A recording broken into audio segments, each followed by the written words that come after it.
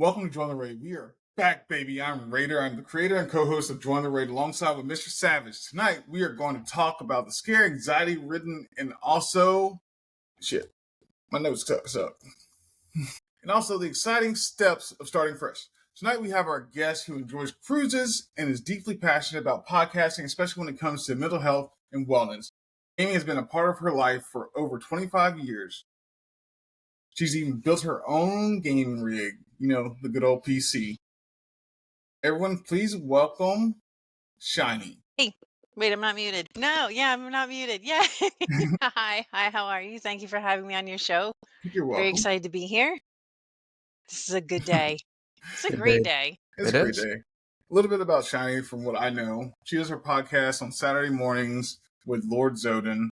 And their episode today was really entertaining. It was insightful today. They talked about some of their work experiences, being part of a community, how they feel about some work, how they feel about supporting others and in said community, the standards we hold to our circle, our inner circle there, our friend groups, how we held them. But without further ado, I'm going to introduce who somebody y'all should already know, Mr. Savage, the co-host of Join the Raid. Hello. Happy to be back. How's it feel to be back? It's good. It's nice. It's been long overdue. Yeah, a little bit. We were dealing with our struggles and strives and everything like that. We had a lot of stuff going around. I had a lot of stuff going around. Let me be honest here. I had a lot of stuff going on. But I'm in a better place now. Yeah, and that's what matters. Mentally, emotionally, physically. If you didn't know, then a little change of scenery here. But I had moved. I moved back to the great state of Texas. Ever since I came back, I've been light as a feather. But, without further ado, we're going to let Shiny have a little time to talk and see how, give us a little insight on her. Well, I appreciate that. Yeah, so I've been on a 3-year odyssey, it feels like, maybe even going back like 5 years. It's been a journey. I'm looking at my second move and again starting over, clean slate. I was laid off. So my situation feels a lot different than my first move that I did in 2023, 22. It all kind of blurs together a little bit. Okay. When I first moved in I'm just gonna say 2022, but I think it was 2023. My situation at home was this. I was in a crumbling marriage and things were not good. It was we were sleeping in separate rooms. We were no longer connecting. We weren't going out on dates. We weren't setting aside time for each other and essentially just drifted apart. I'll leave it at that. I'm not here to slander anybody or bash on anybody. It just fell apart. So there came a point where I was sitting in bed that night, like before my whole life changed, and I literally put my hands out in supplication, begging the universe. I was like, please, something has to change. I'm miserable. I can't do this anymore. I don't want to be in a loveless marriage. And things were not going well at my job. I felt that I was being taken advantage of. And the next day, my boss comes to me and he said, "Hey, how would you feel about taking a job in North Carolina?" I was in New Jersey at the time and I was like, fresh start. A little, it was mixed results. I was happy, but at the same time, because I was like, wow, damn universe, you work fast. Like when you surrender to the universe and you get that kind of 24-hour turnaround, what are you going to think? But I told my boss, I said, hey, give me just an overnight. I'm going to go home, talk to the situation with my husband. And I did. He didn't fight for me. He was like, if that's where you want to go, that's where you want to go. And there was no emotion to it. And he asked the question, he goes, am I coming with you? Now, if you're in a secure relationship, that's not a question. Yeah, that's not a question at all. It's usually you assume already, you're like, I am going with her. This is what we're doing next. This is our next step. This next move. This is our next chapter in our life. Mm-hmm. And this was kind of like the straw that broke the camel's back, because I was like, if he already knew that there was a problem and he wasn't making any effort to fix said problem, then he's not my guy. Because I had been asking for the last 5 years to go on vacations. I'd been planting seeds saying, we got to put time into this relationship. We need to nurture it. And he was like, yeah, yeah, yeah. But then flatlined. Like, he worked 7 days a week. And it was just like, you're married, you're your job. You're not married to me. Mm-hmm. So from that perspective, I will say that was the easiest decision, without saying it was easy emotionally, because it was that final cleave that I knew there was no going back at this point. So marriage was over officially. Um, the job, I had to go find a house. So I immediately set off to go find a place to live. And they were going to give me a salary or money to relocate. So that wasn't a big concern. I just had to find a house, which I did pretty quickly, found a new development, had that all set up, dove into the job. The job was significantly harder than I thought it was going to be. Mm. Worked my ass off, and I ended up overcommitting. I was working day and night. I was on call 24 hours a day, 7 days a week. I ended up breaking my arm. So I moved in October. In January, I fell down my stairs. I broke my arm and my knee. I was out for 6 to 8 weeks during a very critical time. And when I came back, I had like 25,000 emails. And I literally, like, my brain was like, I'm never going to get through all these emails. And so my fresh start, while seeming like it was like a good thing at the time, I can look back and say, I don't think I did enough due diligence on what was going to be required of me with that new job transfer, Mm. even though from a relationship perspective, it was a good move, because it forced me to get out of that situation and reassess.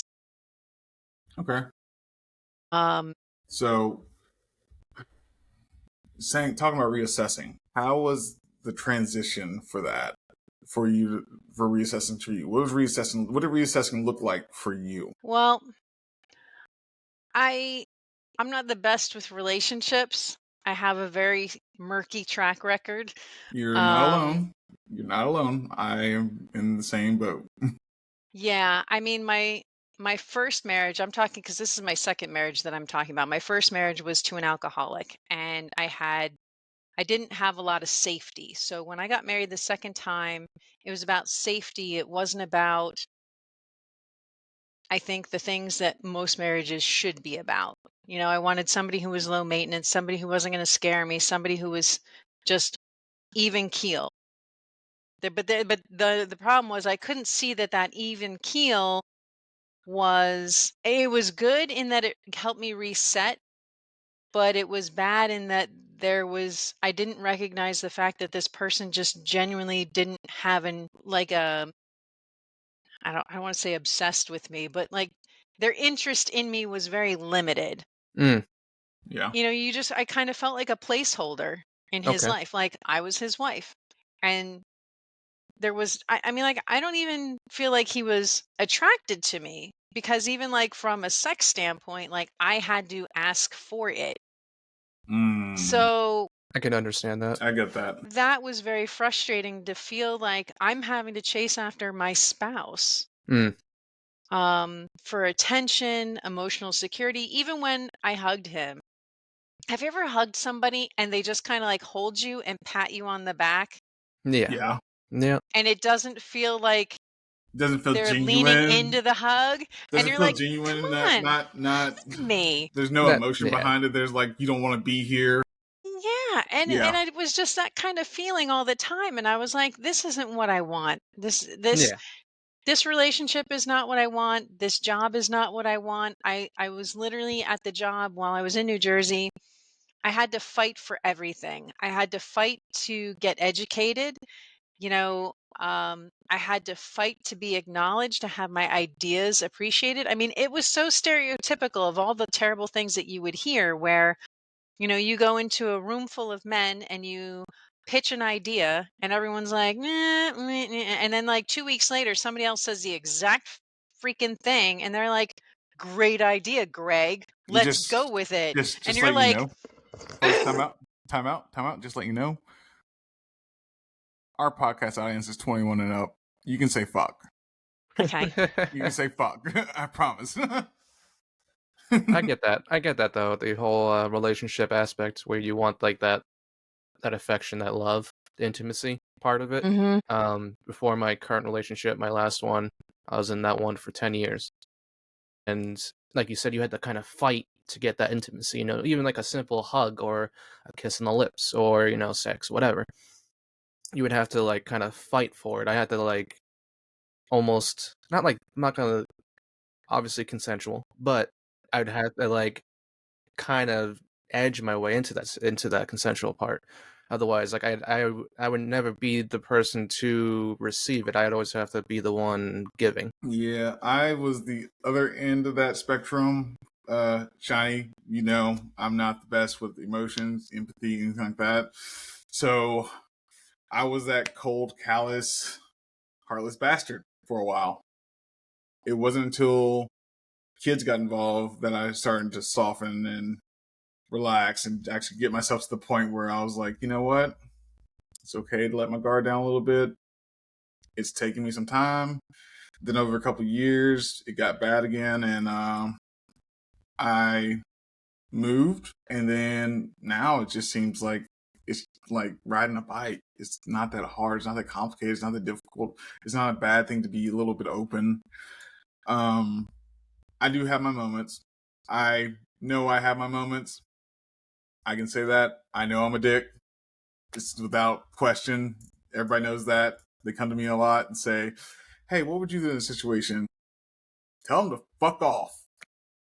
Then they're like, I don't want to lose my job. I was like, let's restructure this. Let's be professional and let's see how to do this and keep ourselves together and without losing your job then. But Yeah, and I mean it's interesting because now I'm in a new relationship with a man who's very passionate, and it's so refreshing, like not having to feel like you have to beg for it. yeah. Like somebody who actually leans in, somebody who like actually wants to hug me, somebody who actually wants to touch me, somebody who is actually like I feel the attraction there. Yeah. Like and that's just in something in my head that's been missing for so long that sometimes I'm like, is this real? Like, typical woman, you're always overthinking this shit because you're just like, okay, I don't know. Every day I just wake up feeling blessed to be able to have those experiences now because I feel like I missed out on so long. And Okay. definitely the dynamic has changed a lot for me from being very passive to very much not passive. Mm. It's very intentional. There's a lot of communication around different elements, which, we can talk about on another podcast, which we have coming down the road.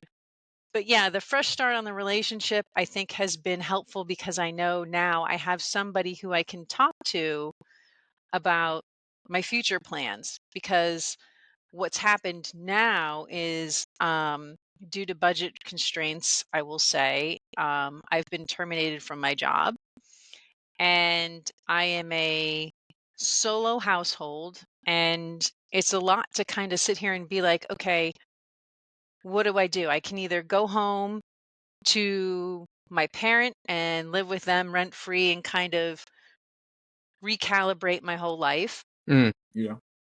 Or I can jump ship and say, all right, you know what? I want to go to Florida where there's a lot of industry, or go to Texas where there's a lot of industry. Even on the job boards right now, there's so much more in the offering in Texas and Florida than there is where I am right now. And in New Jersey, I don't know how much you know about New Jersey, but it's a very densely populated state. So there's a lot of competition. Okay. And I'm at the crossroads where I'm like, I don't know what the fuck to do. And I'm it's a much different experience because before, when I made the move here, I knew what to expect. I had a plan, I had a job, and I was getting out of a toxic relationship. And now I'm in a solid relationship. And it's like, how do I factor that in? How do I factor in my family? Because my family's all back up in New Jersey. Do I need to be close to them? Especially, my parents are older. They're going to need looking after. Or do I take this risk and just follow my heart to Florida or Texas? And I'm not going to lie. I'm not going to sugarcoat it. I have to take anti-anxiety medication because sometimes I get Mm, analysis paralysis where I'm like, I don't know what I'm doing. I don't know yeah. where to start. And every day I have an idea, I have a plan, and then I start thinking about it. Then I get anxiety again, and then I get frozen in place on I can't take any steps forward. And Okay. so I'm also trying to give myself grace to say that's okay Okay. and take a minute, relax. Okay. From my own personal experience, as we know, if you've ever seen my podcast, especially the very last episode I did before this one, it was talking about dealing with mental health and your disorders and everything like that. I came out and told everybody, look, I deal with schizophrenia. And being on medication has been one of those struggles that me, myself, I'm going to put this in the term that honestly most people will get to. I had to man up and realize that I'm not in control. And that's a big thing for me. Because I like to control every aspect of my life, how it works, how it flows, everything. Shiny saw it earlier, like me right now, everything. It was like having all the guidelines and everything like that, how it's going to swerve a conversation. But I can't let myself lose control sometimes. And it's one of those things that, yeah, it's a huge red flag. Let's be honest. Huge red flag. But I'm learning to let go. I'm learning to figure it out. I'm learning to delegate some things onto close friends Mm, who actually are there, who actually want to be there. Mm-hmm. So it's one of those things I've come to terms with. When I was in the military, it was so much easier to do that because you're in the suck together, right? yeah. Life sucks. Nobody wants to do this, but you know what? We do it. We're going to bitch about it, but we're going to do it. And it kind of built up camaraderie, no matter how you want to see it. Like everybody's like, that sucks. Like I wouldn't want to do that and like be around those people the whole time. It's like, but we became family. We Yeah. Yeah. became brothers, sisters, and it made everything so much better. And I just I need to put myself back in that mindset of putting my stressors or what I'm going through on somebody isn't a bad thing. No. No. And I did a whole podcast on this about how vital it is for everyone to build a support group, a support system in some way, shape, or form. And it can look like many different things. Again, it could be the Discord community you're in. It could be, um, something like an AA group or a knitting circle or going to bingo or going to church, but it's like some sort of support network that you can find a way to build into so that you're not just all in your head all by yourself all the time, because I think that is so destructive because we're always our own worst enemy. Yeah. Yep. And you need to have somebody on the outside to kind of rein you in and be like, okay, I hear you. Let me just give you my 2 cents and see if we can't kind of come to a step down from where you are. Yeah. I see you over there, sinner. I see what you're doing. So let's But talk let me about. Go yeah, ahead. go ahead. No, you got a question. You want to say it? Go ahead, I do it. just like when you were about to move from point A to point B in Texas, Yeah. what would you say your biggest point of anxiety was? Honestly, for me, it was the unknown Mm, because I know I have family here, I have friends here, but doing it all in the state of mind I was in at the time, because I was financially strained, had limited friends, had limited everything. And it was just that point. This was a Hail Mary. This was my Hail Mary. It was, this going to work, or I'm landing flat on my ass and going to be homeless again. That's literally was it. And I was like, you know what? I'm not thriving in North Carolina. I'm not thriving here where I felt like I had more friends and more connections. So why the fuck not? Yeah. So I did it. Yeah. And ever since day 2 of being here, I've been happy, smiling, enjoying my life, not stressing out about anything. Finances in order, have friends here, family here, and my Discord community has been really good with me and talking to me throughout the whole process. I haven't had a backslide, which I was expecting more than anything else. So coming to a new area in Texas that I haven't been since maybe I was 5. So, but we can all see it. Like, we can all see the difference in you. Well, Yes. 110%. Like, More. back me up on this. I mean, Oh yeah. I mean, I remember seeing you maybe like, I don't know, month, maybe 6 weeks ago, and your demeanor was a little bit more closed, Mm-hmm. less yeah. smiles, less confidence, less communication, and now you're like firing on all cylinders, and I think that's great to see. I love it, and I only hope that my transition can bring about the same for me, because I'm as much as I put a smile on it, I'm struggling. I'm struggling behind the scenes, and I'm trying not to make that the main character when I'm in Discord. Yeah. Like, I don't want to bring down the mood. I don't want to, cry a river. I don't want to beat a dead horse. The Yeah. situation is what it is. Everybody knows what my situation is, so I'm not going to sit here and be like, woe is me, woe is me, woe is me, Yeah. and bring down the mood. That's not what I need, Yeah. you know? Well, like Yeah, when but you sorry, but like no, go ahead. when you go like in Discord, you kind of go there, to hang out with friends. You're there for a good time. So Mm-hmm. I get what you mean. You're trying to be positive. You're trying to just have a kind of like get away from your, life. Trying to just be able to sit back, relax, take a breather, have a good time with friends. Yeah, and it's hard having been independent for so long and self-sufficient for so long that even with um my boyfriend, I I hesitate to lean on him, even though he's like, you can call me anytime, we can talk anytime.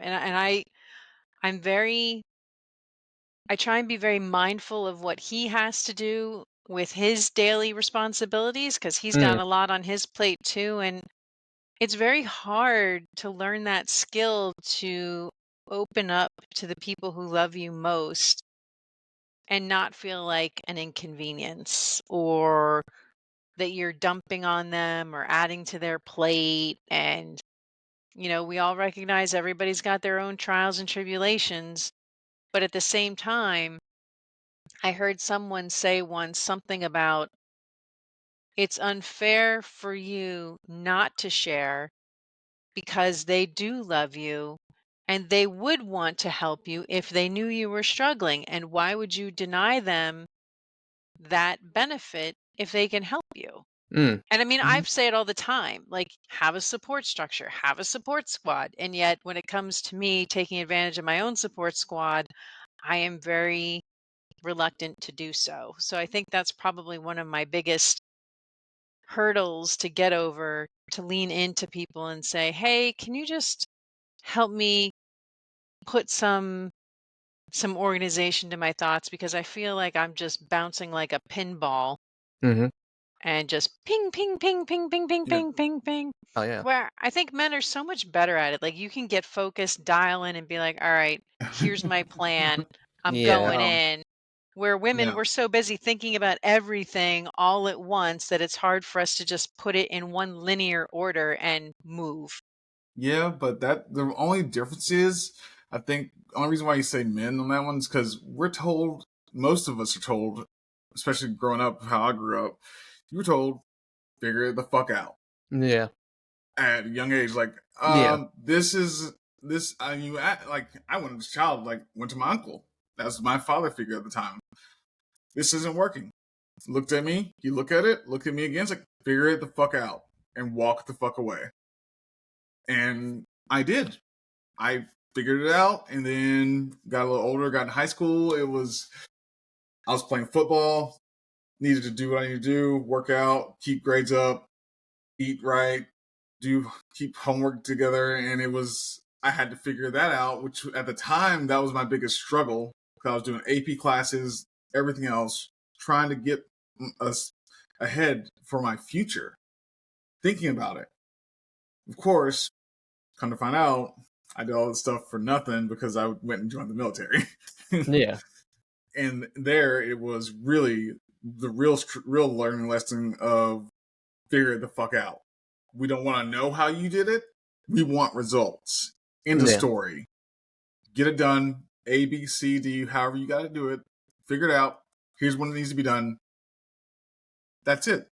And great, like when you get that kind of latitude. I mean, I had a boss who used to say to me something to the effect of, apologize later. Act first, apologize later. If it doesn't work out, that's fine. You don't need to run everything by me. If you trust your gut, go with the information you have and just pull the trigger on it and go forward. And if something doesn't work out, we'll figure it out from there. But just keep going. Yeah. And I feel like I can't do that with my own flipping life.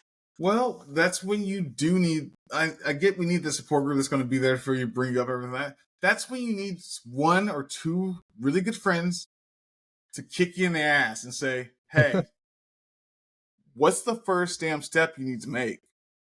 What do you need to do after that?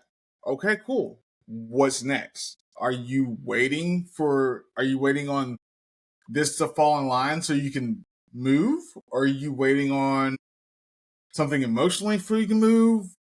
What's holding you back right now? What's all the noise in your head saying to you? Like, you got to give us some kind of thing, something that's actually tangible that we can do something with and actually move forward, so we can help you go from this point where you're stuck to the next point where we can get you where you're going on to the next level and possibly thriving.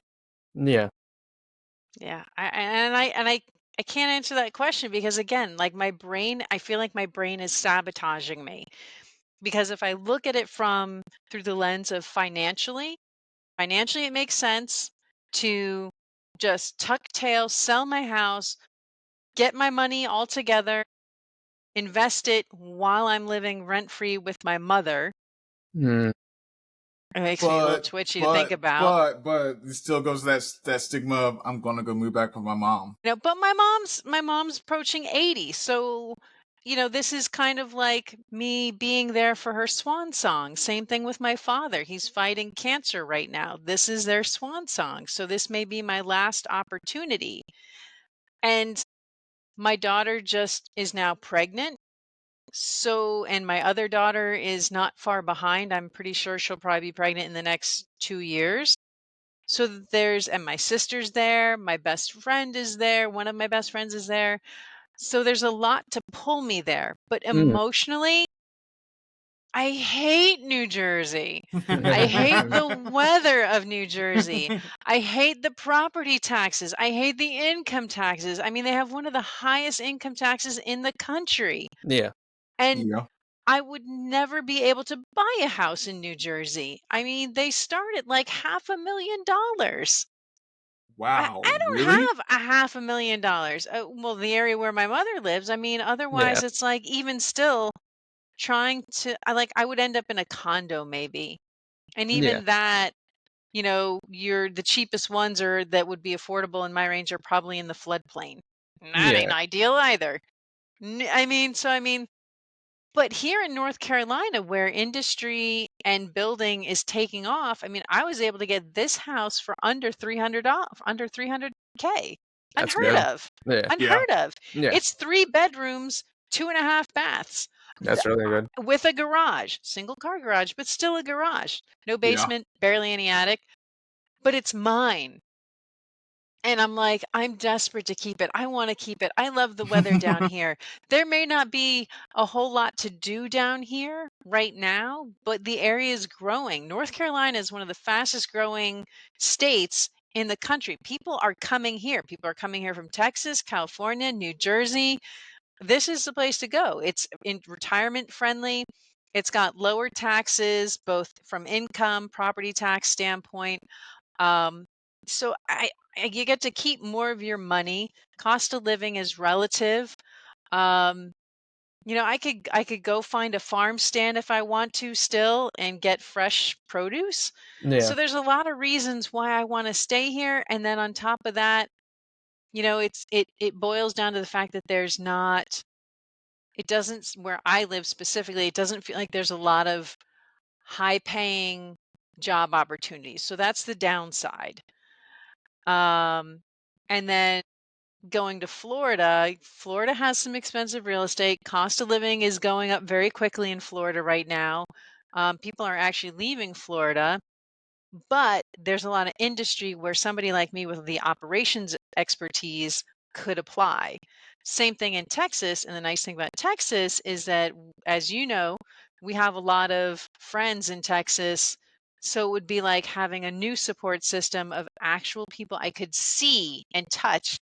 Like, I love hugging people. I love the physicalness of having somebody there, and virtual is great, Yeah. but having a real live person that you can just isolate with and be like, this is my person, this is my best friend. We could sit around, have a glass of wine together, shut down all the electronics around us, and really talk about life in a way that only gets done when you're sitting face to face.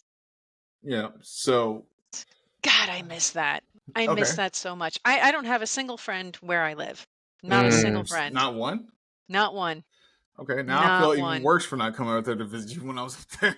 I feel really bad. Yeah, I mean, I am well, again, that goes back to my job. I was working dog hours, and again, being on call 24/7, there wasn't time to make friends. I would come home exhausted, barely eat. I lost, was it 30, almost 40 pounds? I went from 190 Wow. down to 150. Jeez. And it was in a matter of weeks, and people were noticing. They were like, "Are you okay?" The answer was no, I was not okay. After I broke my arm in January, I ended up having a full-scale meltdown in, I guess it was July, maybe. I completely lost my shit. Completely lost my shit. I was not taking care of my mental health. I was not communicating. I had no one here to lean on. It was bad. It was bad, bad, bad, bad, bad. They put me on family leave, and I came back for 2 months to my job, and then they ended up terminating me. So, yeah, there was a lot to unpackage with that, and I'm still healing. I'm still recovering. So the fresh start, while it's great, it's just under a whole separate, different circumstances that is very daunting for me right now. And I look forward to it, but I'm terrified because the clock is ticking. I only have so much money that's going to last so long. So at some point, there's going to be a point of no return in which, if I don't make that decision, if I'm going to leave, I'm not going to have the money to pay for it to leave. Yeah. You know what I mean? It's So- not like I've got a whole squad of people here who can help me pack everything up into like one of those trucks, and I do it myself. Like, that's just not an option. Like, I'm going to have to pay to have somebody move me. Yeah. See, that's the difference on that one. I wish I would have moved after you did, because then you'd be like, I have friends there. We can just get this done and knocked out. Let's Yeah. try to figure this all out. But, it's a kitty. So, don't know. Now. Yeah, but you were like, what, couple hours away on the coast. 2 yeah, hours. 2 hours away on the coast. That's not bad. Yeah. So, Mr. Savage. Yes. Have you, because I don't know the answer to this question, have you had to do any moves so No. far? I've lived with my mom ever since I was, born and I've helped around the house. I've done things for her and stuff around here. It's our home. But this new journey is gonna be fun. It's gonna be interesting because it's gonna be my first time moving out ever. It's gonna be my first time getting my own place. And not only that, but it's also gonna be out of state. It's gonna be at a good distance. It's gonna be different. So How far are you moving? It's 6 hours from me, so I'm moving to Delaware, and that's where she lives, and I live in Massachusetts, so it's going south. But it's gonna be Delaware has great tax advantages. yeah. It seems like a very nice state. I actually like it. I've been there so many times now. I drive up there or down there whenever I can, and it's been very nice. It's gonna be interesting though, because I'm clueless on all of it, changing your banks and your taxes and all that information, license plates and all that, car insurance, all of that. It's simple, like just look into it and easy, but it's all going to be new to me. So it's going to be very interesting. You know who's done that a lot? Me. Yeah. I've done that a lot. I've moved around a whole lot. So, yeah. It's just one of those things that I think it's a good thing to have that knowledge of how to do it, and just when it's like second nature. Yeah. But at the same time, you kind of came up with a lot, like a big blessing of being this old and not having to move around, everything like that. I kind of wished I was like that when I was growing up. Like, didn't have to move around so much. I'm a military brat, so yeah, we moved. But my move was a little bit detrimental because it went from Germany, which is a whole different way of living. Yeah, that's different. To Texas. And figuring out nobody speaks German here. Yeah. And realizing that, okay, cool. Learn to be different. Learn to be, because I was different growing up. I was that weird kid. Me too. I was that weird kid. It wasn't until like 6th grade, 7th grade where I kind of came to my own person, and I started liking a lot of stuff that everybody else liked. Yeah. And then I started learning to love animals, and it took off from there. And then I got into sports, and it just drove me into wanting to do stuff. And I got that passion of I want to join the military, and I just want to do that. I want to travel. I want to go lots of places. I want to see the world. Yeah. And I moved around a whole lot since then. I've been to Virginia, Florida, obviously Texas, North Carolina, Japan, Guam. How's Guam? I loved it. The base sucked, but Guam itself was great. Afghanistan. And I loved Afghanistan more than I loved anywhere else. Really? Interesting. Yes. Life was simple. It's you and your boys. You don't got to worry about getting paid, because honestly, who cares? We're going to get paid. We are going to get paid. So who cares? And you go on patrol, you look around, you say, hey, I got you, bud. I got you. And just keep going on life. You make it to the next day. And next thing you know, you're hanging out, you're smoking, listening to people play guitars on your time off. You're just relaxed. Everybody's like, why you make it sound like a vacation? You can get blown up, you can get shot, this, that, and the other. Anything can happen. And I was like, but you're not thinking about that at the time. You're just... I have a question. Yes, ma'am. What's your biggest learning aspect of all of this? Like, what would be your advice to somebody like me? Like, because I'm guessing after all these moves, like you've learned to live a very simple life, like not a lot of clutter. Whereas, like, I don't want to say I'm the clutter queen, but like all the bedrooms I have in my house, I have stuff in, which is kind of silly. Because it's kind of like, okay, but to be fair, one's an office. Okay. I can't even get away with that statement because I have an office, but that's not this room. And here I have like all my streaming stuff. You can see I still have shit everywhere. Yeah. And then I have a professional office where there's a whole other set of stuff in there. And then I've got the bedroom, which has kind of nothing in it, but the closet's packed. I need to pare down my stuff. I know I do. It Mm, just I feel like I'm failing and it's killing me because I've always been a very high achiever. I've always carried myself to a very high standard, and if I lose my house, I feel like the consequences to my mental health is going to be bad mm, because it's like I worked so hard for this asset, and it's the only major asset I have. And I was so proud to be able to say, I have a house. I have a house that I own by myself. I don't need a man. Like, I know that's he's dumb, but like he's independent. there's something to be said about being able to take care of yourself and not have to rely on anybody. I mean, like I'm going through my divorce right now, and being able to say, I don't need anything from this person, that kind of self sufficiency makes me feel incredibly accomplished as a human being. Not as a woman, not, taking like the whole male female thing out of it, just as an individual makes me feel like I've achieved something and I'm about to lose it.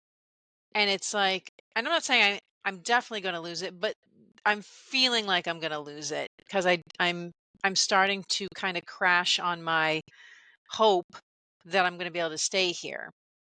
So it's kind of like I'm trying. I don't know if I'm in denial. I don't know if I'm being dramatic, but I just feel like if I lose the house, getting back into real estate and having a place of my own is going to become exponentially harder down the road. Okay, so first step, how do I do the moves and everything like that? How do I live? How much stuff do I have? I'm a minimalist. Dog, guns, bed, TV, games, PC. mm, I buy new dishes. I buy new pots, pans. I don't care. I trash everything because I'm like, I don't care. I want a fresh start, clean, everything like that. Especially when there's emotional attachments to a lot of this stuff. I'm like, I don't want any of this shit. I don't want to remember it. I want to move past it. I have pictures if I want to actually go down memory lane. I don't physically attach myself to objects because to me it's a waste of space, and I can't get behind the fact of, hey, this painting, this picture, anything like that. mm, I could say three things tops that you can keep that's personal like that. For me, that's military retirement stuff, things from my kids, and something that my mom probably got me. That's literally it. mm. Don't do the all. Don't do the all. Don't do that. As if No, it's we can do that. cute. No, it's not cute. We ain't talking about cute right now. Now, but yeah, that's how I did that move. To get over the anxiety and the stressors and the things that mentally tether you from going to a new path and new place. I have that thing in my head that says fuck it. Mm, I have that very well in spades. And it's just like, I'm gonna do it anyways. I'm gonna fall on my face, but because I've been told so long to figure it out, I'll figure it out. I went from having a place to homeless for 2 years and not knowing any of the resources I need to, of how am I supposed to get back on my feet, to I'm gonna find a job, I'm gonna take a shower in the bathroom, I'm going to keep going to work, save up. I got in touch with a VA rep at the time, and they helped me figure out some more stuff. And I was like, okay, cool. So there's housing for homeless veterans, but it's almost full all the time. So what do I do for the times I can't get there? Cheap hotels or motels? Yeah, motels. We're gonna say motels. that I wouldn't go to if my life depended on it most of the time. But it was a place to stay and a roof over my head. And ever since that point of getting my own place again, not worrying about it, whether I had a roommate or didn't have a roommate, I didn't care as long as I had a place over my head. And anything's better than sleeping on the streets. Mm. So going from that to where I am now, where I'm in a really nice apartment. And I don't have to worry about repairing, the roof, or, the walls are so old that they're paper thin, you can push through them. Yeah. And hadn't been taken care of before you got there in the first place, so you don't have to worry about that.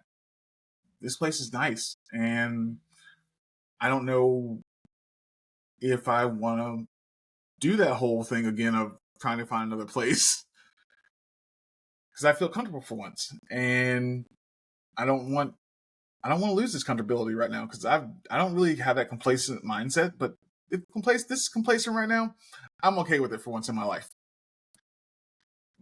What about like your families? So I asked this question of both of you. So I mean, I'm older than both of you, so my parents are also considerably older. My dad is in his 80s, my mom is in her late 70s. And so there's that guilt that kicks in, that I'm like, I can't go too far. And if I wait too long, like I feel like once I go back to New Jersey, I'm going to be stuck caring to them for like the next, could be 5 to 10 years. And then it's like, I'm already as old as I am. Yeah. Okay. I'm like, am I losing valuable time that I could be putting into my career to assure that my retirement will be taken care of, versus shortchanging my financial planning? Because I'm not expecting to get anything from my parents when they die. Okay. Right? So there's no financial gain to be had there. There's no financial security blanket coming my way.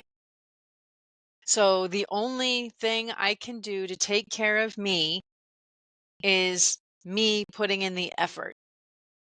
So Okay. it's scary, because it's like, all right, either I spend time with my family at their end of life, end of stage, and have that time to say goodbye, or I ensure the solidarity of my financial future by getting a job where I can get the best paying job to just funnel money into retirement vehicles, to make sure that I'm going to be able to take care of me. Yeah. Yeah, I got that. That I'm going to be able to pay my bills and not end up, on the street or in a risky situation. I don't know. I'm just scared. I'm just absolutely scared, because again, while I have a partner, I don't want to assume anything, because again, I'm 2 divorces in. I clearly have issues managing my relationships. So it's scary to think, okay, can I build a life with this person? I mean, I'd like to be able to say, yes, I can, but there's other factors in that situation as well that he has on his end for family obligations. Yeah. So Yeah. there's no guarantees that he and I are going to be able to live together in the next several years. I just don't know.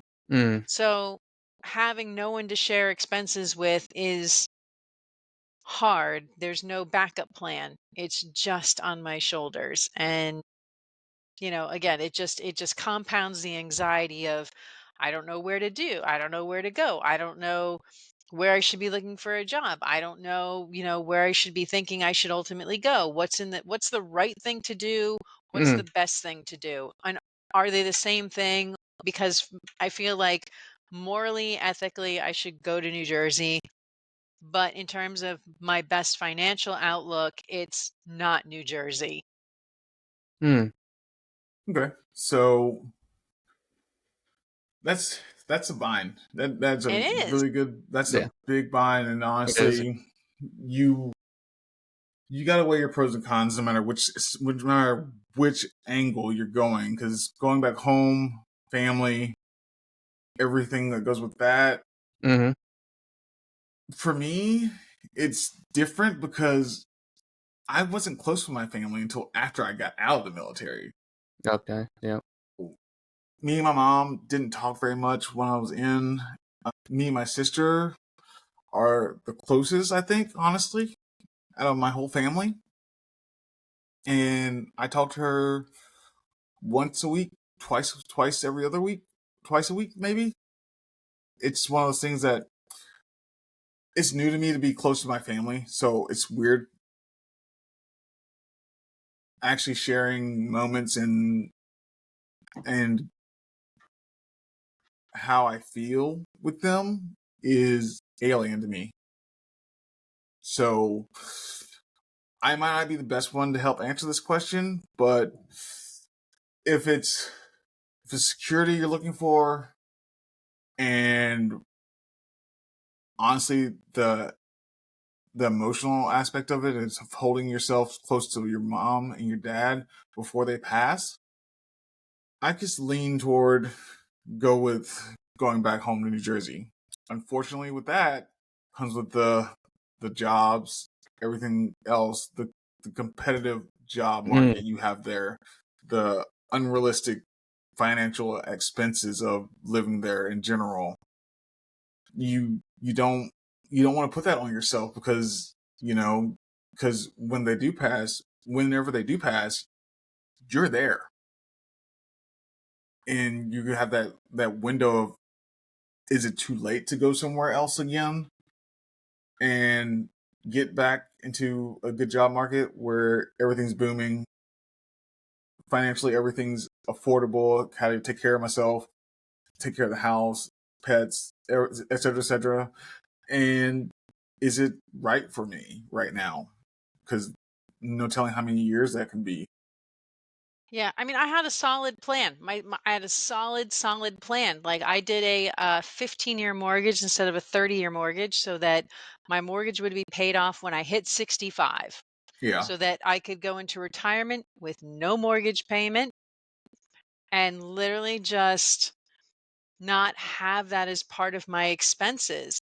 And I mean, thankfully, I'm of a generation. I started working on the books at a grocery store when I was 13 years old. I had to get working papers and the whole nine yards. So I've been contributing to Social Security for a very long time. Now, assuming it's still a viable entity when I reach 65, I mean, I stand to have a good chunk of change coming at me. If I can wait it out until like 67 and a half, I mean, I don't mind working part-time when I get up there, but it's nice to know that from that perspective, between that and, if my 401k recovers, I might have several $100,000 in a 401k, that between that, a small pension, and Social Security, and a house that I could sell and move into, say, a small apartment, I would be able to handle all of my expenses on my own still and not be a burden to my children. And, hopefully by that point, I will be with, somebody, whether it's Center Now or, if that doesn't work out, somebody who is going to co-finance all those expenses of, just daily life. Yeah. And it's just there's I'm just so fraught with what ifs Mm. and how is this going to work out? And I feel like because I'm at the age where I now have to focus on making very strategic decisions, I I feel like I really have to make sure I do this right. And I'm afraid I'm going to fuck this up. I'm like, "Ugh, I don't want to fuck it up, and I don't want to move twice. I don't want to end up going to New Jersey and then end up in Texas or Florida." But I feel like that's what ultimately is going to happen. And the messed up thing about this that really chafes my cheeks is that both my mother and my sister have said, oh, we don't want to stay in New Jersey either. But in the time that I've been down here, neither of them have made a move to say, hey, can you check out this town? Or hey, can you check out this? I'm thinking about, here or there. Nobody's made a move. And I'm like, y'all full of shit. Yep. Yep. I took the first step to come down here and kind of blaze the trail, and you all dropped the ball and have just come up with nothing but excuses. And it's like, come on. This is not why do we have to pretend? If either you mean it or you don't say shit you don't mean. Yeah. Yeah. Well, people always make excuses. That's why I don't have a lot of weight in a lot of people. Let's be honest. Until they do it, I don't Yeah. believe a damn thing they say usually. And let's see. What is your plan, Mr. Savage? So I was gonna say, I'm pretty much in like almost like the opposite side of where you're at, Shiny. So it's like where you kind of yet you lived a life and yet you're still trying to figure it out, and now you're at the dilemma of deciding to go back to your parents and live their final lives with them, or stay where you're at and do that. I'm kind of like the opposite. So it's like it's time for me to start my own personal life. I'm having a decent life here. I love it, but not having my own house, my own family, my own partner with Satan. Me and her are gonna get married and all that. But it's gonna be nice to actually thank you. It's gonna be nice to actually start an actual life of my own. A place of my own house essentially, and it's gonna be it's gonna be nice to do that. And I've been looking forward to that. But a lot of the things that have been holding me back, not really holding me back, but more of me just being worried is like my actual family themselves. I wanted to make sure that they were able to do what they needed to get done, take care of my mom and help her. But now she has someone that she can rely on. My dad, he just recently lost like not only his dad and his mom, he was best friends with. So I wanted to make sure he was emotionally okay. He was, okay. And I'm noticing that too, where he wants to hang out more often now than before. He was calling me more because he knows I'm moving, so he's been calling me more, talking to me, hanging out, because he knows that when I move, he's not going to see me as much. He's trying to soak up all that time, man, because he's like, you're his best buddy. He's like, Yeah. let's go. Like, I want to make sure that you're here with me. And I love it because it's always nice to see my dad because he has his own his own wife. He has my sister, and then she has a son. They live with them, so they have a whole family there. But it's still nice to see that he still likes to hang out with me and see me. But it's like that, decide stay here or start my own life, my own little journey, I guess. So it's interesting, but it's something I've been looking forward to doing. Yeah. See, that's good, man. That's really good. Like, I'm glad you're excited about it. Honestly, that right there is something I missed about like the next steps of moving and everything like that. I was like, I was excited to go to a new place, and to me, it's been a long time coming. Yep, it's definitely been a long time coming for me, for sure.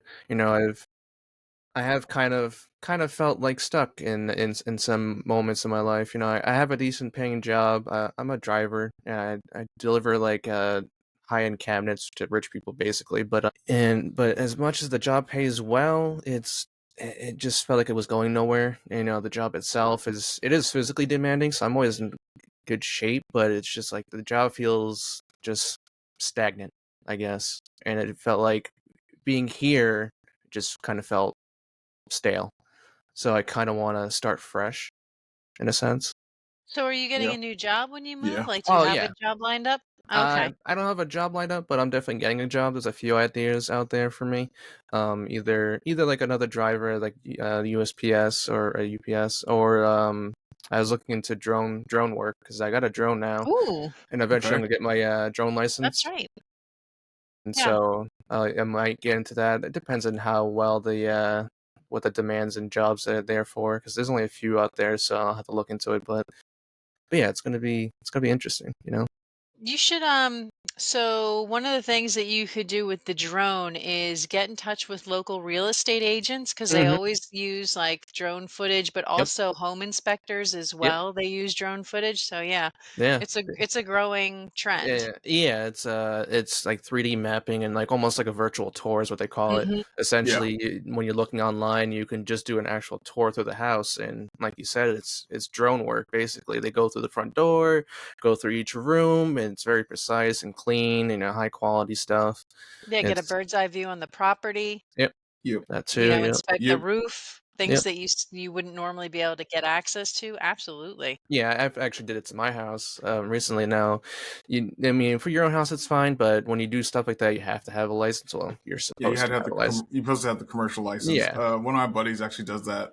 yeah, He's a realtor and he's a drone pilot, so he does both, that's cool. double dipping a little bit there, Yeah. and he enjoys it. He loves it. Oh yeah, I'm He having fun with it. he invested so much money into the drones. Oh I'm yeah, just like, dude, that's a lot of money for that. oh yeah. He's The like, the it was worth it though. I was like, yeah. yeah, What do you mean by that? It's like, it paid for itself in 2 weeks. yeah. It's the drone I have is $1,600, so it's a Yep. decent price. Yeah, a bit of Good expensive investment. one, but yeah, I mean, I've been practicing with it a lot and playing with it, and making videos and recording locations, stuff like that, and it's high quality stuff. Like it's what's called it's FPV drone, so it's like a almost like a cinematic drone, what they use a lot in movies. So you get like a nice ultra wide view, 4K, all that stuff. It's really cool. But Yeah, that definitely get connected with like even like local municipalities always need drone work, marketing yeah. companies need drone work. Even Yep. police, Absolutely. Yep. your Hmm. local police, if search and rescue, finding people, stuff like that, they do that all the time. Yeah, add the heat seeker on there. That's how they found that little kid. You Yeah, hear Yeah, about it that? is. Yep. Yep. yeah. Yep, it's pretty cool. But yes, it's going back to the whole moving thing though. It's interesting. I'm gonna have to figure out. I've got lucky where, in the sense too, her family is also helping me with finding a job. Even if I Great. Okay, don't that's get awesome. something right away, that there's a couple of possibilities and opportunities. Yeah. That's great. See, I wish I could just I wish that there was some way I could go to Texas and have somebody just shelter me for like 3 months while I get Hmm. my shit together and just, you know, here. Like, I mean, I'm not coming financially bankrupt, but there is going to be financial limitations, but just kind of help me have a landing point so that from there I can start putting my ducks in a row. Um, and it's just, I don't know. I would never want to impose on somebody in that way because it's hard. Like going from being super independent and feeling like I can do anything to feeling like I need to ask for help. Hmm. And God, oh, it just, oh, I can't. And it's on sort of a similar vein of thought. Like, this is why I don't think I've ever mixed money in a marriage. Like most people get married and they have like Yeah. one bank account. Oh no, I've Yeah. never, I've I've never never, done that. I've Nah. never No. done it, but it's different for me because again, as for a short period of time, I was a stay-at-home mom, and this is what I learned about myself. It is so degrading to have to ask another individual for money. Yeah. Yes, it is. Yeah. And maybe I'm cutting off my nose to spite my face. I refuse. I can't. I get it. I can't. It feels like a form of enslavement or entrapment. And I'm like, I want some dignity in this relationship. If we had one bank account, that would be different, but I've never done it. Yeah. And having to be like, oh, can you please give me grocery money? I get that. Yeah. I, So 100%. I've had to ask for money a handful of times, and it was when I literally instantly paid them back right afterwards. But it was one of those times where it was detrimental to my kids, and I sucked it up. I contacted my mom, and I said, "Hey, Mama, I love you. I know we don't lend out money. I know we don't. But this is what's going on. My mom 10 years ago told me to go fuck myself.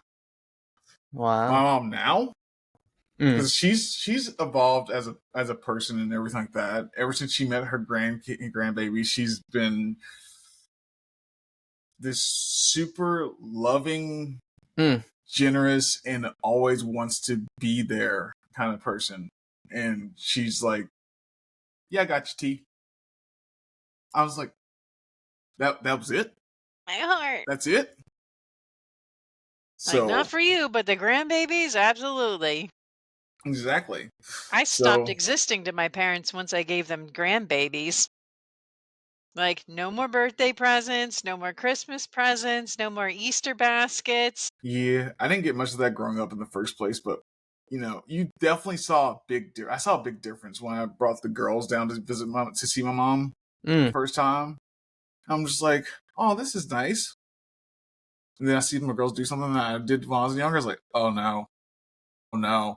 And she's like, no, sweetheart, it's okay. What the fuck? What? I literally said, what the fuck? And she's looked at me and said, don't cuss. I was like, yes, ma'am. But Bam is like, and she goes right back to him and is like, it's okay, sweetheart. Come over here. Come hang out with me. Let's watch a movie. Let's do s'mores. Let's go make some s'mores. And I was in my head like, you didn't do any of that with me. Where was this treatment when I was growing up? Yeah, I know both my daughters are about to see that coming out of me when I get the grandbabies in my arms. Because like I said, I have missed out on having additional children in my life that I would have loved to have had. I would have loved to have a big family. Unfortunately, it didn't work out for me. So to be able to have another shot at holding a baby, I think my ovaries might explode. I'm not even fronting. It's just, like to me, it's just such a gift, that whole process. I loved being pregnant and like I just can't help myself. I see babies now and I'm like, I want to just mine, gimme. So yeah, I don't know. It's a dangerous proposition. I don't know. Lord. But like I said, the overall my situation, like I said, I'm going to be on anti-anxiety medication for a long time. I can't get through this without it. I wake up, I panic. I go to sleep, I panic. I wake up in the middle of the night, I'm panicking. Until you get to that point mentally for yourself where you feel safe and you don't have that fight or flight constant. Because if you're battling with yourself all the time, then you got a lot more weight on your shoulders than you want to admit. Yeah, and I've been in fight and flight for like the last 5 years, I feel like. And I feel terrible for Sinner because it's definitely bleeding into our relationship and the anxiety I feel from this move. Like your brain is evil. So evil because even though like I'm not stressing about him, my brain will take the stress from over here because I don't want to deal with the move stuff and put something over here with him and redirect. And I feel awful because like there'll become a time where I realize what I'm doing and I'll be like, okay, I need to just shut the hell up. But now that the thought's taken root, now it's like, now you're like, okay, it's existing now. So now I have to deal with it with him. Yeah. And I feel terrible. So it makes me want to even less inclined to open up to him, to talk to him about this stuff, because I feel like my brain's going to continue to sabotage the security I feel in the relationship because I feel so much anxiety surrounding the move and what's the best direction and how is that going to impact my relationship with him, and it just snowballs. Yep. I need mental help. This is why I need my support group to talk me off the ledge and be like, okay, Shiny, breathe, take a deep breath. It's okay. This is, a big deal, but we'll work through it. Well, like I always say, my DMs are always open. I know, but it's just I don't want to be a pain in the ass. I don't want Don't to be that person who's sitting there like whining and complaining and seeming like I'm incompetent and incapable. fuck Like that. those things, Don't I just don't even think about that. Fuck it. Just send the message. Hey, just hey, simple thing. Hey, send a GIF, send a meme. So it starts a conversation. So you're not, you know, feeling like you're like one of those. You're not a burden. You're not a I know. burden. And listen, you know, you guys, both of you know, how long have I been doing mental health? A A good while, while. yeah, yeah, I know how this works. I yeah, should know how this works. I know. I've done research on it. I've done podcasts on it. And yet I can't fucking do it my own goddamn self. yeah. You It's know. a lot of the times people have the knowledge to it, but and they can kind of give the wisdom to other people to kind of understand it, but you yourself can't do it, you know? When it comes Mhm. down to it, a lot of the times you say it, but then you're like, as much as I'm saying this, would I be able to do it? And a lot of times, you know, you can't. For Yep. whatever reason, it's your own Yep. stubbornness. You're your own worst critic, as people say. Yeah, Yeah. for sure. Well, I don't know if I've told you guys or not, but I'm writing a book. Mm, So, you know how I did all those mental health podcasts and I thought I knew what the hell I was talking about. And then Okay. I had my mental break. And it's the kind of mental break where it gets as bad as you can think a mental break would go. I had to have emergency services show up at my house. I'm just being transparent because that from that point forward, I have learned I only knew the surface, the tip of the iceberg about mental health. oh yeah. Yeah. Um, it has been such a journey that I wanted to put it into writing. And I actually am working with a publishing company to kind of document and outline everything that happened because you can do all the research, you can do all these exercises, but until you really experience what a healthy dose of depression, anxiety, Hmm. um, isolationism, that downward spiral until you hit rock bottom, until you go through that, you can't really relate to anyone else's experience authentically. Yeah, I agree. Yeah. That's each Well. person's different too, and what their threshold is, where Mhm. what you can tolerate. Like I'm a very stubborn. I can almost be robotic. Even Satan, her sometimes she has a hard time reading my like emotions, and that's because I'm thinking 1,000 things out all the time. That's why I like video games so much because it makes me focus on that one thing instead of thinking of like 1,000 things. Yeah. And a lot of the times I'm just cold and calculated, and a lot of the times I just say things before I think about it. I just bluntly say what's on my mind. So, and it takes a lot for me to like really get. It takes a lot for me to cry. I'll say that much. You'll. It's very rare you'll see me actually ever cry. It's like there's a high level to that, and but I've experienced that, like you said, where you hit rock bottom. I've experienced that, and that took a lot. And I've had one. I think I've had one mental breakdown in my life, and that was with my ex. I snapped at her, and she was surprised. Surprised. It was just I was fed up with it, so I kind of like I just snapped. But yeah, so it's everyone has like their own level, their own kind of like threshold. Like I said, it's And did you interesting. find a fresh start from that point forward, or When I like had how my did? mental snap, and Yeah.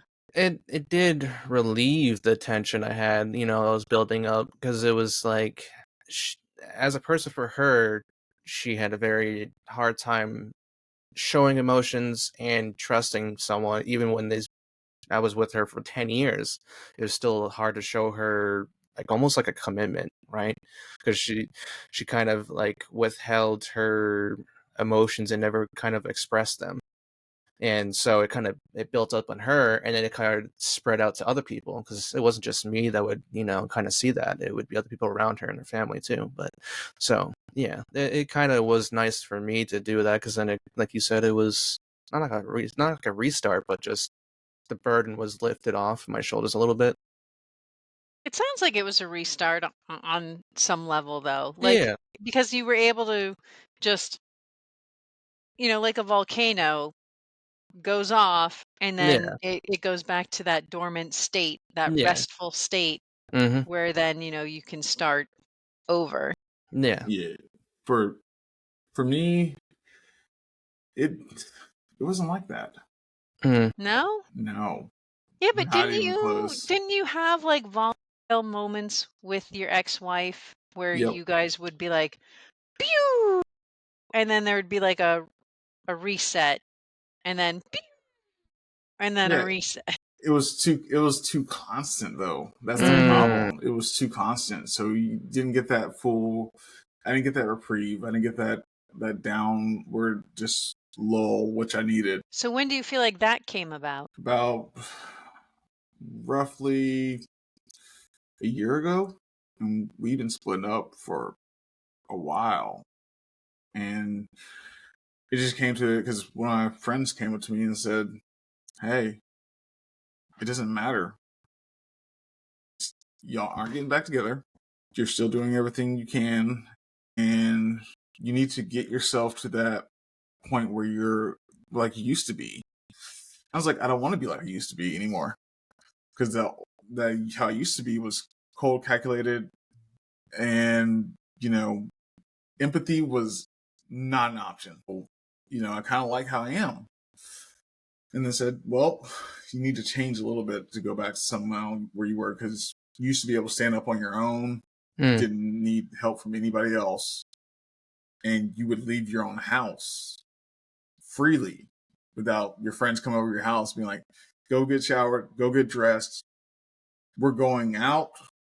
It's like, we don't even have to go to the bar. We're going to the beach. We're going here to eat. Like, let's go do this. Yeah, I'm that way. See, I need somebody to drag me out of the house. And again, this goes back to not having any friends here. And it's like, there's so much that I think North Carolina has to offer, and I'm missing it all because I don't have a support system here, and it's killing me. Like, I want to go to the state forest. I want to go to the beach. I Yeah. want to see the mountains. I mean, there's a lot of cool places here, and I feel like I just have this impending sense of failure that no matter what I do, when I leave here, I'm leaving as a failure. And it's just, I'm like, I need to get over that. It was an So, experience. Don't look at it as a failure. Look at it as an experience. I learned. Yep. I need to just put it in its own little box and just look to the future. Even with like, you like you said, like a failure is, you're still gaining that experience. And like it comes like even like sports, like today, where everyone gets a participation reward. I don't personally like that stuff. I'm more the person that there's winners and there's losers. Now, yes. the way you can take it is, even when you lose, you still kind of win, because you're gaining experience and knowledge from that loss. So you can take it and then incorporate it further down the line. I agree with that. I 100% agree with that. But this has been fun. It was. We unpackaged a lot. We unpacked a lot, which is good.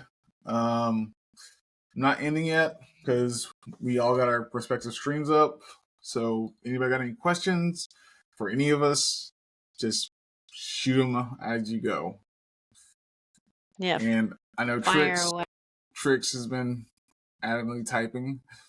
So give everybody a moment to gather their thoughts. I think we talked about a lot of different elements here, whether it was relationships, financials, housing, jobs, the psychology behind it all, the emotional highs and lows, support networks. There's a lot to bring into the conversation. I mean, like, even just like from the standpoint of starting over a relationship, Mm-hmm. that was really hard too.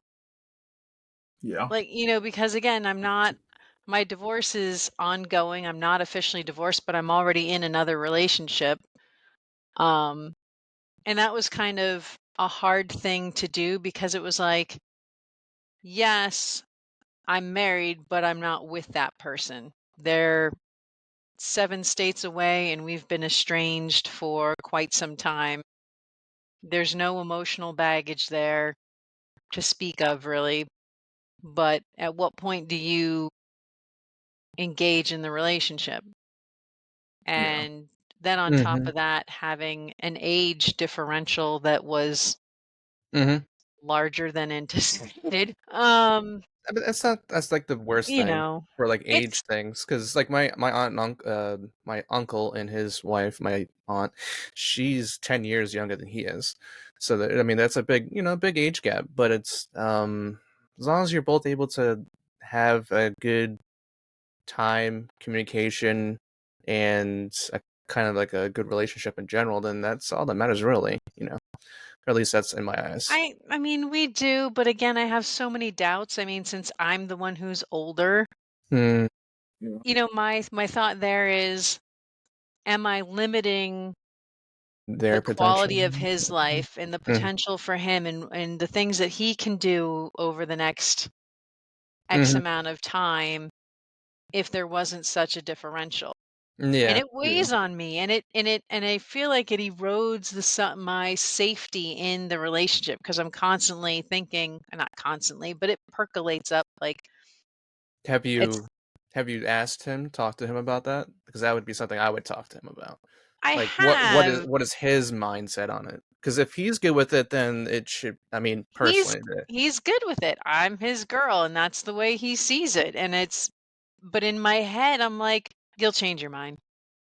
You'll change your mind. Yeah. Like, give me See, another decade and I look like a raisin and you're in your prime, you're going to change your mind. You're going to want to upgrade.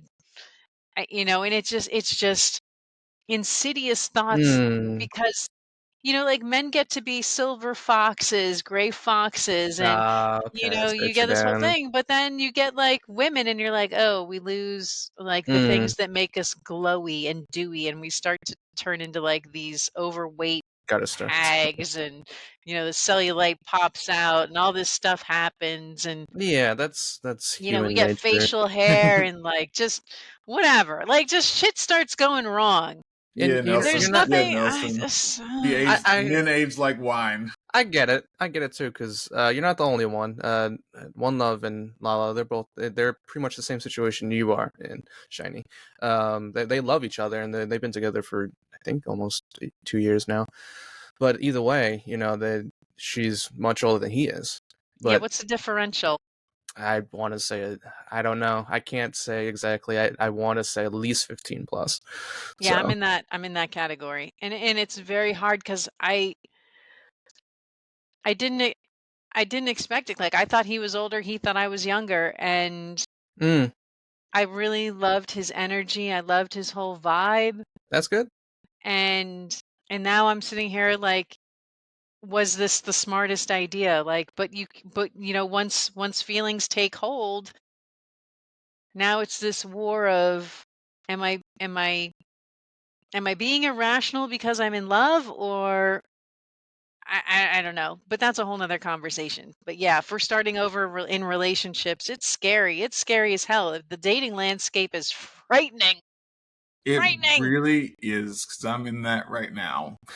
So it's it's scary and It is kind of different for some women my over men, friends. though. I do see why Shiny's a little more put more into like thought into it, because Yeah, for like you said, like a woman when as she gets older, she's what appeals to a man is a woman's looks, appearances, and Yeah, stuff. men are So very visual creatures, and I'm yes, not faulting them for it, but that's they just are. nature. Yeah. But I mean, I think I look pretty damn good for my age.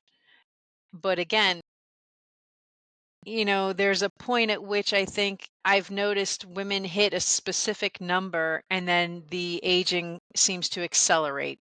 like virtually overnight. And that is, I am terrified and I don't want to be a burden to him. Like, let's just hypothetically say I'll just going to use 15 years as the age gap. It's more than that, but I'm just going to say 15. All right. If I'm 75 and he's 50, Mm.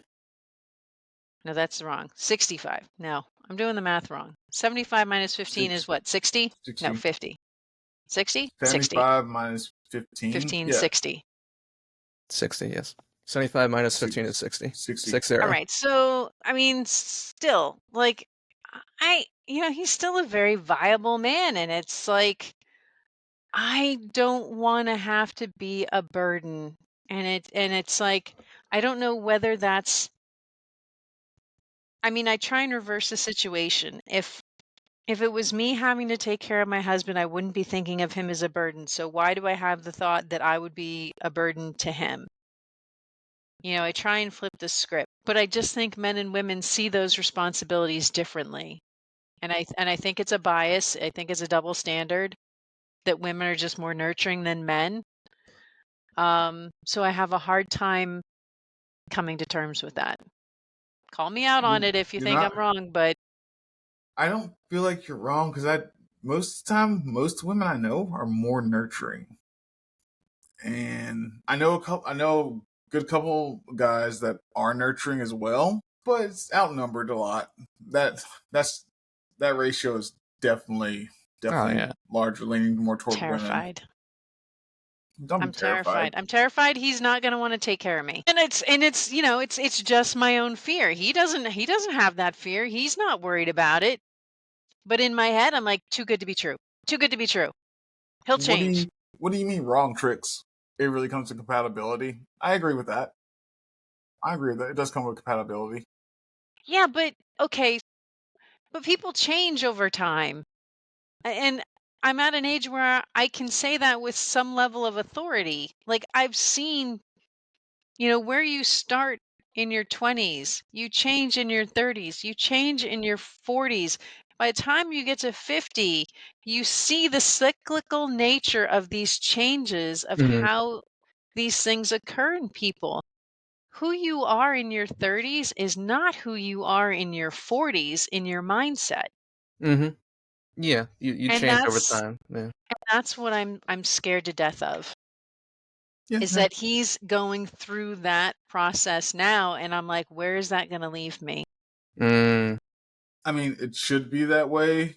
It should be that way. If you love people, you will love the way they grow and age with you. It should be that way.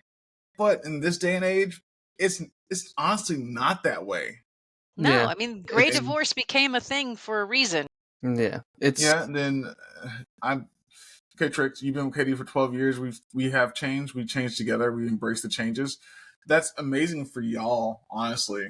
I was married for 10 years and we did not change together. We grew apart.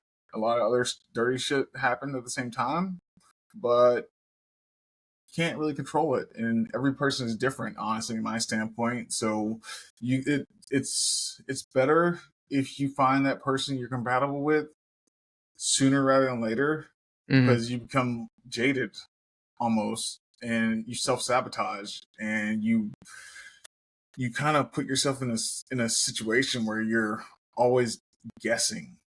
Are you going to go through this? Are we going to split up with this person and be alone so I don't have to even worry about it anymore? Then where do I stand? But where do I stand? That one should be a conversation no matter what. No matter what's going through your head. So there's no surprises. I want to be secure. I want my ride or die. I want to know. And I don't know what it would take to convince me that he's not going anywhere. I want to be able to just commit fully and be like, all right, here's our master plan. Here's how this is going to go down. And I don't feel like we're at a point where we're talking about building a life together. And again, listen, the relationship is still relatively new. We're only like 3-4 months into this relationship. Yeah. So it's still again, the fact that we're still very early in this relationship and we've both caught feelings, it's like, okay, and now on top of this, we have these issues to battle through. The tough Yeah. conversations have to keep happening. And at the same time, I feel like I'm being such a Debbie Downer about the whole thing when I'm just trying to ultimately, I think, protect both of us. I don't want him to be disappointed either. Yeah. I don't want to So disappoint him. So, Trick said, I think the issue though is that when someone experiences heartbreak, they assume all potential future candidates will result the same way. It sort of sets you up for failure, which is what I was talking about earlier. Like, Mm-hmm. you get jaded. The Yeah. biggest concept that we have learned: don't plan for anything. Work together. Expectations will be shattered.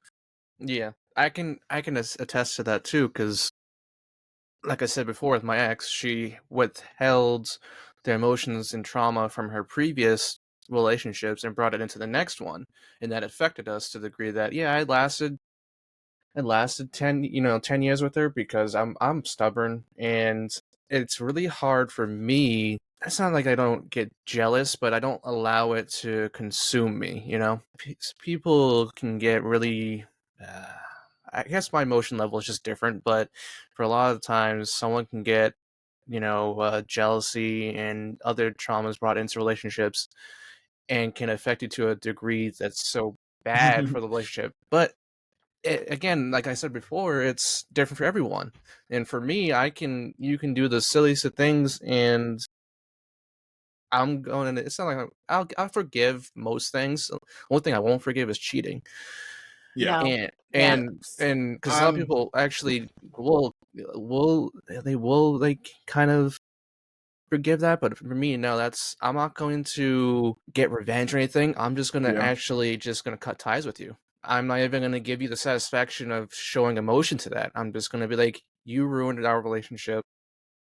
Instead of coming to me when you had a problem, maybe that's why you cheated. I don't know, but instead, I'm just going to be like, you go on your way, I'm gonna go on mine, and I'm gonna move on. And that's how I am with like relationships, and I don't allow past relationships to affect my, future Your current ones. one, your current Yeah, one, future ones. Future, yeah. So I'm gonna say this: I am that dumbass sucker that forgives people when they cheat.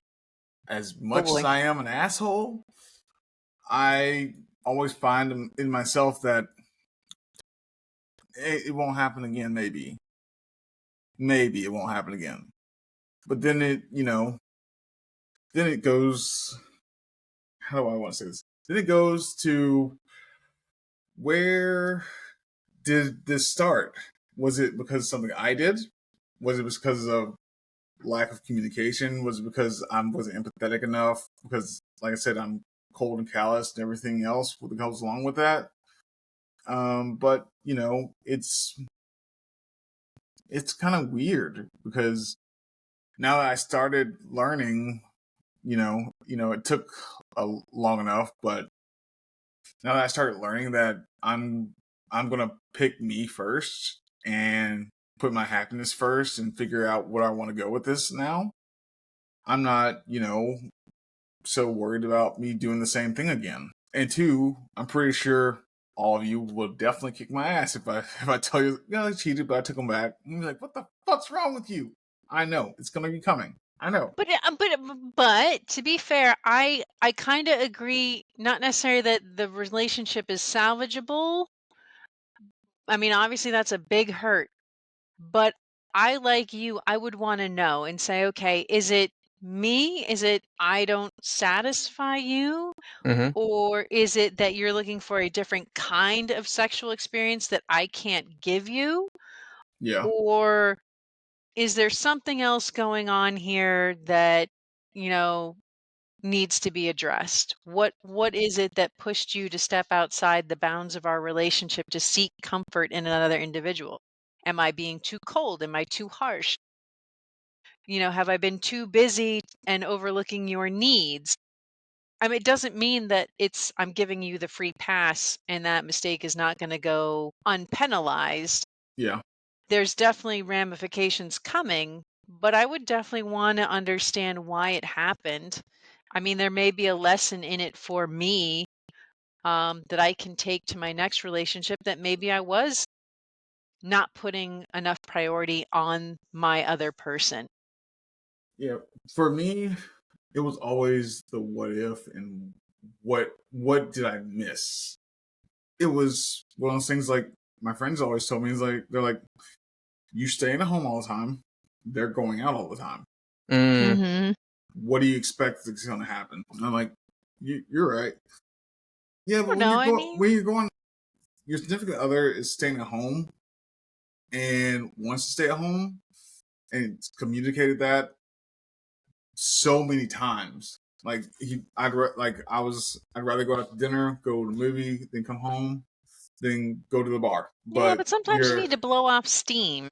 I get that. I get I get going out with your friends and hanging out with them, but when it's multiple times a week, it's a lot. Okay, Yeah. yeah, and that's then something else is going on there. and then it's you know you're taking care of the responsibilities and everything, and they're sleeping and not doing a damn thing. Yeah. And they wake up, they go to work, they come back home, they go out again instead of staying home. You see what I'm saying? Like, Yeah. I should have saw that from a mile away when that started happening. Yeah. But your hands were full with everything else too, so you didn't have time to kind of think about that. Yeah, I was more worried about the house needs to be taken care of, bills need to be taken care of. My mental health needs to be taken care of because I was going through starting therapy at that time. That kind of went on the back burner, and I learned that I need to communicate more, and that I need to be more outspoken in a relationship. Which in relationships, usually I'm not that outspoken as much as I seem everywhere else. I'm not that outspoken. I'm like, cool, I'll go with the flow. She has a problem, she'll tell me. I'll ask her. What needs to be done? What do you think needs to be done? How can I help? What's do you think the disconnect is between us? And Trix, that's the thing, you need to make time for each other. I agree with that. I 100% agree with that. And at the time, it was, wasn't on my mind. I was not thinking about it like that. Communication and compromises, y'all do things you both enjoy. Yeah, y'all do things you both enjoy. I get that. I do. Thanks for the follow, Nelson. Yeah, I mean, I like how Zoden's saying, there's so much to unpack here. There really is. I mean, we could do a whole nother broadcast on relationships, on the nuances thereof. I mean, I think we've all had some very exceptional experiences.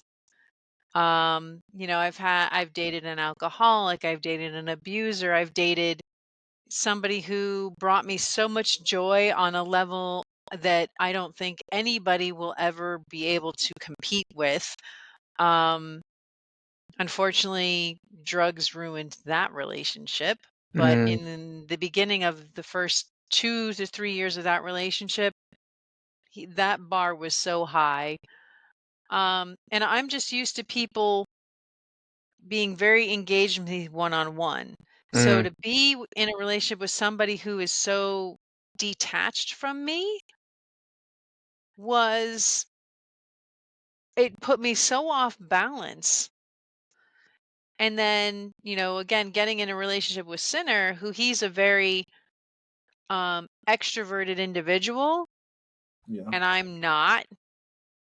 It's intimidating because he's got so many people around him and he thrives in that kind of environment where I want to, how do I say this in the most politest way possible? Take a baseball bat to a bunch of women's kneecaps. I kind of have a jealous streak. No, it's not kind of. I have a jealous streak. I don't trust other women, especially other women who are talking to men who they know are in a relationship with someone else and they're trying to cultivate a personal relationship with said man. Makes me want to punch a bitch in the makes me want to consider all of my options when dealing with that individual. It's Well, it's natural. It's actually biological for it's very biological more so for women than it is for men to be that way. That's just a biological natural thing. But yeah, that's also makes sense. So it's not like it's like you're alone in that. A lot of people are that way. yeah. Yeah. Yeah, I can't help myself. It's so primal. I I just wanna I don't deal well with it. And the fact that he has female friends is a challenge. Bite them. Bite them. I might have rabies. I might have rabies. They make me feral. Like You might have I'm like, rabies. no, pay attention to me. I want to kick her in the face and disfigure her and like make her disappear suddenly in the middle of the night. Yeah. Like I don't know, I can't help it. I'm just territorial and I want my man to be all about me and I want us to be building something together. I don't want him to be distracted by some petty little bitch over here being like, "Pay attention to me." Like you don't need his attention. You have your own peoples. You have your own man. Go away. I have Yeah. enough insecurities as it is. Stop it. Oh Lord. Let's see here. Like that's awesome, Tricks. I really do. That is awesome. I've done that before as well. So yeah. Um, you've all come a long way from where you were. Experiences are what shaped you. Appreciate that. Nelson, she wants to throw them bows. Yeah, she does. Let's see here. True, true, true. All right. Is there anybody y'all see y'all want to raid out to? I'm up for suggestions if anyone Same sees it. here. Let's see here. Who do we got? Who do we got? Who do we got? Who do we got? Sarah and Jeff playing 7 Days to Die. Okay. Who's one? Let's see. Who could really benefit Thanks, from Zimby. our collective? Yeah, Tricks. I understand that. What was the comment? Red flags. Need the link. Sarah and Jeff, 7 Days to Die. Yeah, a little 7 Days to Die. How do we feel about that? That's fine. You know. Yeah. Yeah, Let's see if I can type it here. mm, Shoot, Sarah and Jeff. I think I got it. Okay, got it plugged in. It's rolling. Yay, he's going to be so excited. Triple raid. I would shit my pants with a triple raid. Shit your pants. Don't do that. You know what? No one in my house to take note other than me. I could deny and nobody would know otherwise. All right, everybody. Thank you for joining us on our comeback of Join the Raid. It's been an amazing time. Thank you, Shiny, for being here with us. It was lovely as always. Absolutely. yes, thank you. And Savage, thanks for coming back. As always. It's a pleasure, dude. Love it. All right, y'all. Catch y'all Tuesday when we'll have Texas Sun on. Yeah, I'm excited. This is going to be a good time. Let's see here. All righty. Later, guys.